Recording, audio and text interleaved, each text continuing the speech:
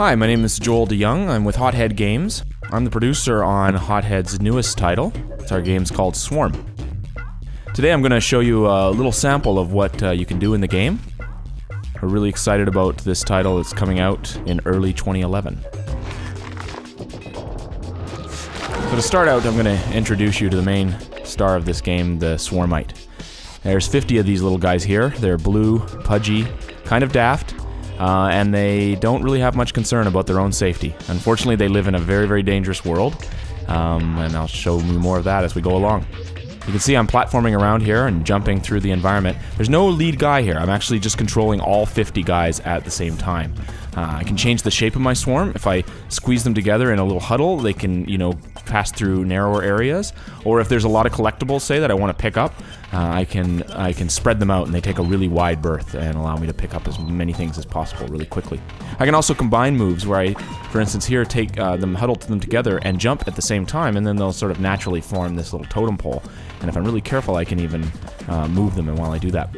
So saying this world is really dangerous, you can see there's all kinds of hazards for them to run into. There's these little traps they're hitting, there's an open saw blade, and you'll start to see as you go along, a lot of these guys are going to befall some pretty horrible tragedies as we go. But of course we hit these little blue things, and they're effectively health packs in the game, and that allow us to replenish our swarm up to 50.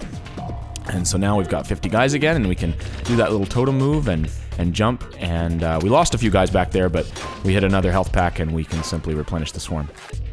Now here's a little puzzle where I'm trying to get all of these 4 lights to light at the same time. If I move my swarm around normally, it's hard to do it before they time out. But if I spread them, then that allows me to actually hit them in time, and then I get these extra collectibles, nice juicy pickups, lots of points, and I can get those.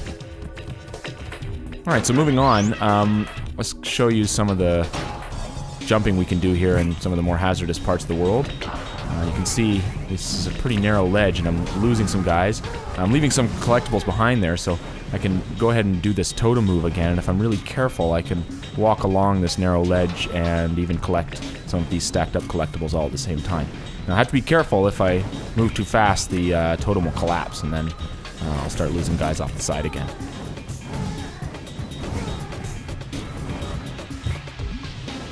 So these guys are going to run into all kinds of difficulty in the world. They're going to die in lots of horrific ways. They get smushed, sliced up, burned, electrocuted, you name it. But as I mentioned, the main thing is it's not all about the individuals, it's about the group. And if you just manage to get a few of them, then you're doing all right.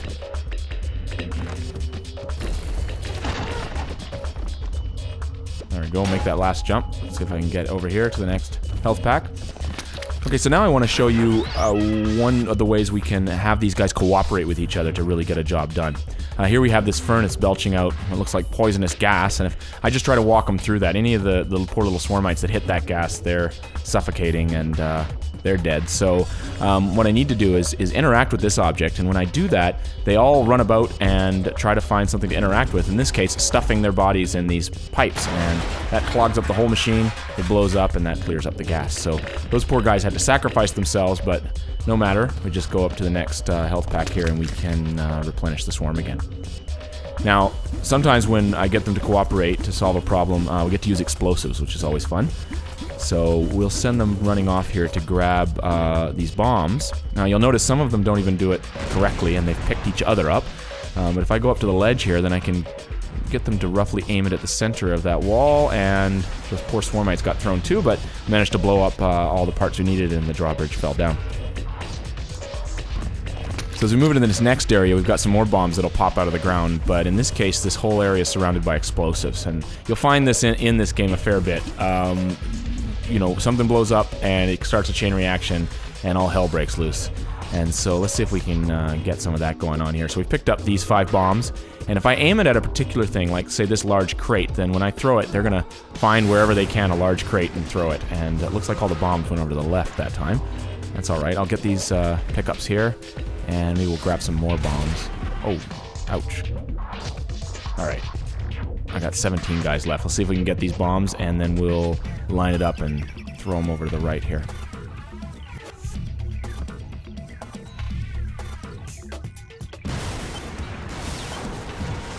There we go. Oh, it's getting kind of crazy. I gotta get in here and see if I can get the get these collectibles.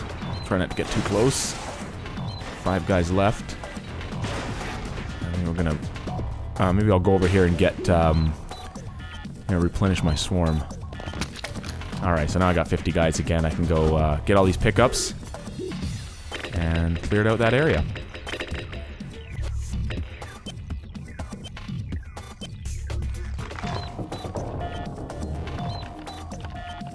So that's about it for this little sample of what you'll find in Swarm.